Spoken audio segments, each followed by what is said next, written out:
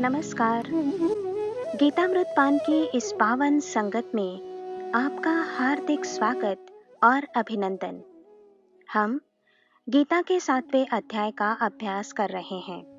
पिछले अंक में हमने परा अपरा प्रकृति के अतिरिक्त विश्व में विद्यमान तीसरे शक्तिशाली तत्व परमात्मा की आवश्यकता को समझा और उसकी स्वतः सिद्धता को जाना। परस्पर विरोधी दो तत्व हैं, फोर्स और मैटर, परा प्रकृति और अपरा प्रकृति, एक चेतन और दूसरा अचेतन। इन परस्पर विरोधी तत्वों का संबंध कैसे हुआ और संबंध होने के बाद उनमें एकता कैसे स्थापित हुई? यदि हास्यात्मक लहजे में कहें तो 36 का आंकड़ा 63 में कैसे बदला, यहाँ हम ये जानेंगे। शास्त्री जी कहते हैं कि विश्व निर्मिति के समय परस्पर विरोधी परा और अपरा प्रकृति का संबंध जुड़ने के बाद इनकी मित्रता घटी नहीं, उल्टे ऐसे प्रस्थापित हुई कि आज जगत में एक भी वस्तु ऐसी नहीं कि जो केवल जड़ हो या फिर केवल चेतन हो। चेतन का अस्तित्व आते ही जड़त्व उपस्थित हो जाता है और आकार के आते ही अस्तित्व आ खड़ा होता है। चेतन को आकार देना आवश्यक है, इसलिए प्रत्येक चेतन जड़ है और प्रत्येक जड़ में चेतन है। इस प्रकार ये दोनों एक दूसरे में मिले हुए हैं और कायम हैं। हमारे मन में सहज ही प्रश्न खड़ा होता है ना कि ये दोनों परस्पर विरोधी तत्व एक कैसे हुए तथा अपना विरोध भूलकर एकत्र कैसे रहते हैं? भगवान ने इसका उत्तर दिया है। मत्तः परतरम नान्यत् किंचिदस्ति धनंजय, मयि सर्वमिदं प्रोतं सूत्रे मणिगणा इव। कि अर्जुन, मुझसे श्रेष्ठ कोई सत्य नहीं, धागे में गुथे मोतियों के समान सब कुछ मुझ पर ही आश्रित है। शास्त्री जी यहाँ कहते हैं कि भगवान ने इस श्लोक में ईश्वरवाद सिद्ध किया है कि सारा जगत हरा भरा दिखाई देता है। इसका अर्थ है कि प्रत्येक के मूल में जल है, लेकिन केवल पानी है ऐसा कहकर पानी नहीं निकलता। इसलिए पानी को बाहर निकालने के लिए उपाय करना होता है। परतरम अन्यत् किंचित न, अर्थात संपूर्ण जगत में ईश्वर से श्रेष्ठ दूसरी शक्ति नहीं। ये अंतिम एब्सोल्यूट शक्ति है। गीता में भगवान ने ऐसा कहकर ईश्वर निश्चित रूप से है ही, ये तथ्य स्वयं सिद्ध किया है। और इसके बाद रसोऽहमप्सु कौन्तेय प्रभास्मि शशि सूर्ययोः, ऐसा कहकर भगवान बताना चाहते हैं कि विभिन्न तत्वों से भरे इस जगत में एक अखंड सत्ता उपस्थित है जो विभिन्न तत्वों को जोड़ती है, ठीक एक सूत्र में पिरोए मोतियों की तरह। हमें लगता है कि ये शक्ति कहाँ है? भगवान ने स्वतः उत्तर दिया है कि पंच महाभूतों के शब्द, स्पर्श, रूप, रस और गंध, इन रूपों में मेरा आविर्भाव होता है।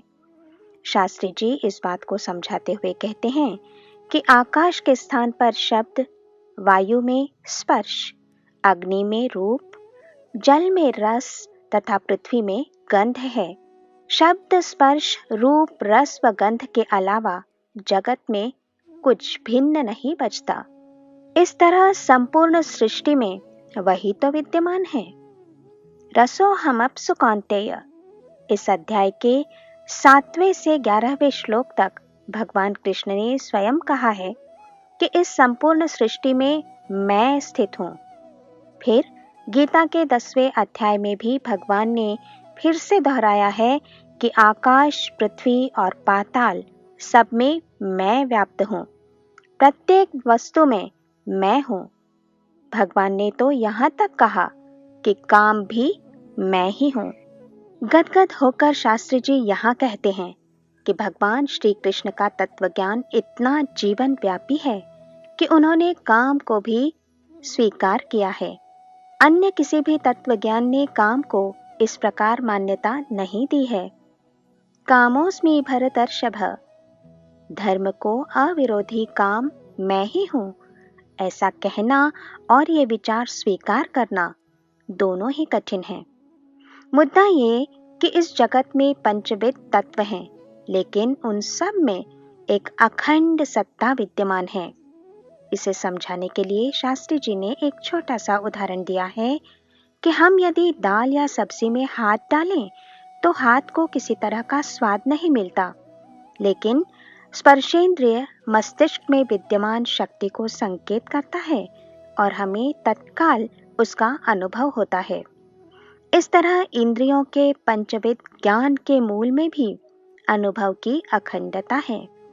ये इंद्रियों की पहली सार्थकता है कि वस्तुओं से जो आनंद प्रत्येक इंद्रिय को मिलता है, उस आनंद के अनुभव में एक अक्षुण्ण और अखंड एकता है। ये हुई इंद्रियों की बात। इसके बाद शास्त्री जी प्रश्न करते हुए कहते हैं कि अब यदि मन की नजर से इस जगत को देखें तो मन कहेगा कि 5 क्या, 25 क्या या फिर 100 भी पदार्थ हों, वो सब मुझे नहीं समझते। मुझे तो जो अखंड अनुभव प्राप्त होता है वो केवल 3 प्रकार का होता है। मुझे जो सुखदायक लगता है वो है सत्व, दुखदायी लगता है वो है रजस और मोहकारक लगता है वो है तमस। मन की नजर से एक ही वस्तु या घटना सुखकारी, दुखकारी या मोहात्मक कैसे हो जाती है, इस बात को भी शास्त्री जी ने एक छोटे से उदाहरण से समझाया है कि मान लीजिए अपने बगीचे के लदे हुए एक आम के पेड़ को किसी व्यक्ति ने पत्थर मारा।